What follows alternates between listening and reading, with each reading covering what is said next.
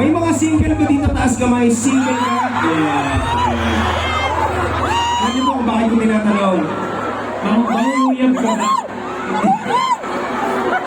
Kasi po marami nagsasabi sa social media na pag the once daw po, may hilig daw po kami manakit.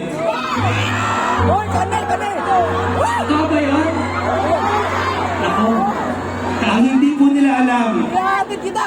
mapagmahal po kami sa totoong buhay. Diba sabi nga nila, pag nagmahal ka ng sobra-sobra, pag nasaktan ka din, sobra-sobra. Kaya damay-damay na to, guys. Kaya naman gusto ko magpakilala sa inyo, ako po ang nag-iisang kulog pero at least hindi salot. Ang pangalan ko po ay Carl. Pero kayo ba po, pwede na ako tawagin baby. Baby, baby, baby, baby, baby, baby. Kaya, Kami ng baby. Kasi ayan, ang bilis yung madala sa mga emosyon nyo, kaya madalas din kayo masaktan. Ako baby nyo, ayan, binitawan kayo. Dami mo hugot, RJ, okay ka na ba? Sorry. Damay-damay na kasi ito talaga.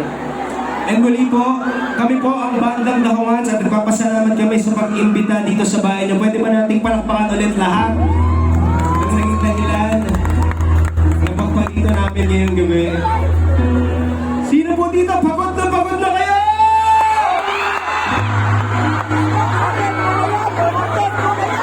Pagod na umasa na magbabago pa siya!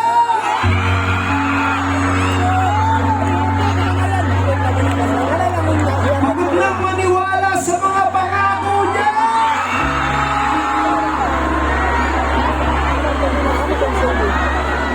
Ngayong gabi, gusto po namin sabihin na naiintindihan namin kayo.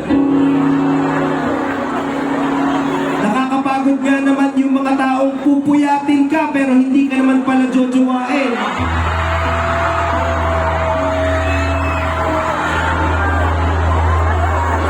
Ano yun? Yung papakiligin ka lang pero hindi ka naman pala kayang panindigan.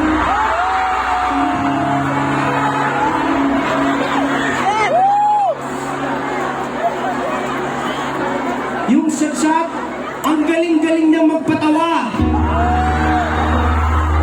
Pero sa totoong buhay, kahit sa mga kaibigan niya, hindi ka niya mapakilala.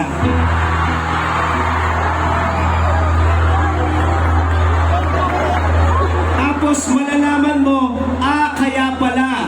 Kasi para sa kanya, kabit ka lang pala talaga.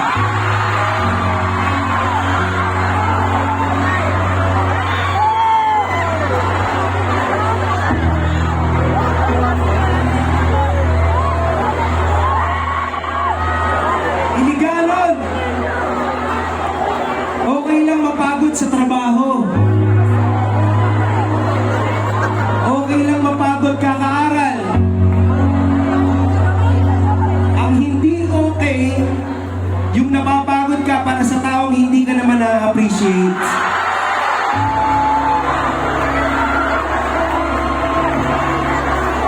Kaya ngayong gabi, huwag kang matakot. Okay lang bumitaw. Okay lang iwanan ng mga abusado. At kung pagod ka na, para sa'yo itong susunod na kanta na to,